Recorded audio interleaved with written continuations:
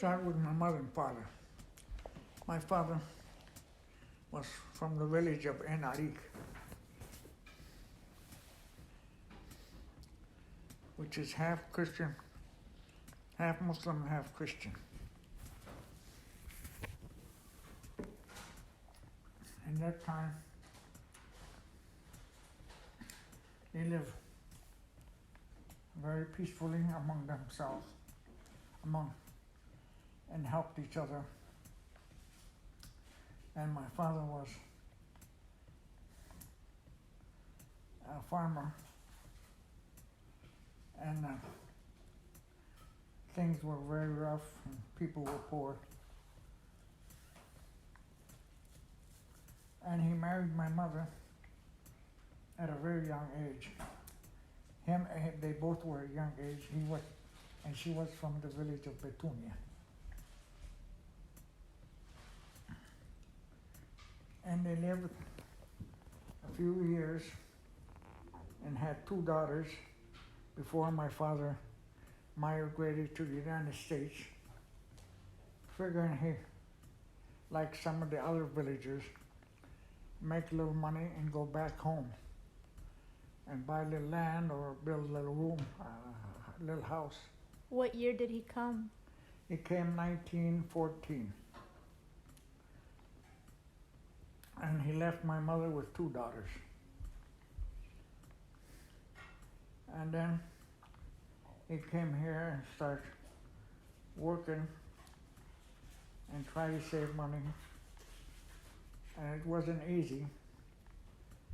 And then World War I started, and there was no transportation back and forth for many years. And at that time, all the transportation was by ships, no airplanes. And it took sometime 1 month or maybe more from the Middle East to the United States. And during the war, there was a lot of hunger in the country, and many people perished, and so did my 2 sisters. And my uncle, my father's brother, who helped take care of my mother in the absence of in the absence of my father, was killed in the Turkish army, serving the Turkish army. After that time, my mother had a very hard time, and finding a person in Arik, he's not originally from Arik, but his name is Sheikh Ali Ghanem. He told my mother if she wanted to stay in his household, and she did. She stayed there until my father was able to bring her to this country. So she was separated from her husband a little over 16 years. Then they united while in the United States. And then came the years of the Depression soon after she arrived, and it was hard living. It was tough, times were very tough. And my mother came in 1930, and I was born in 1932, and my sister 1935. In our household, we only spoke one language, and that's Arabic. I did not learn English until the age of 6, after I was rejected from school because I didn't know no English. At that time, people were very naive. They used to help each other, no matter what nationality they are. And there was no prejudice, except maybe between some of the European people among themselves. And we lived in a city of Pittsburgh, Pennsylvania, where my father had first emigrated to. And that's where most of his co-villagers lived. Going to school at those days were very happy days because nobody knew how to be prejudiced against each other.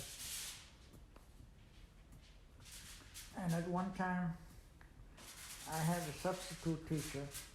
Every day we took pledge allegiance to the flag, and then she took roll call, and she came to my name, Mohammed, and she said, "Are you Greek?" I'll never forget that. And Greeks would never name a child Muhammad. That's how naive people were. And sometimes it is better to be naive and happy and peaceful. And then my dad passed away 1943, December the 17th, in the early mornings of 17. And then we had to rely on my mother to support us. My father had a little grocery store, and she ran it for a little while, and she realized that she had to live with some relatives, and we had no relatives in Pittsburgh. So she came to Chicago where she had relatives and a very large Palestinian community. It was still very hard for my mother to make a living for us, and she rented a house that had 10 rooms, and she used it for woman house. That's how we made our livelihood. And we used to have a coal furnace. Those days they didn't have the furnaces like today. They were cold, and she used to shovel the coal in the furnace and shovel the ashes underneath the stove. And her and I, in the wintertime, we used to spread the ashes on the sidewalk in the snow. There was no snow, we didn't have no snow, salt. That was rough, living like that. And until I grew up and started working, always gave my mother the check. I never spent one penny outside the home. And then things got a little better for us. My mother said, "It's time for you kids to get married," me and my sister. The only two siblings.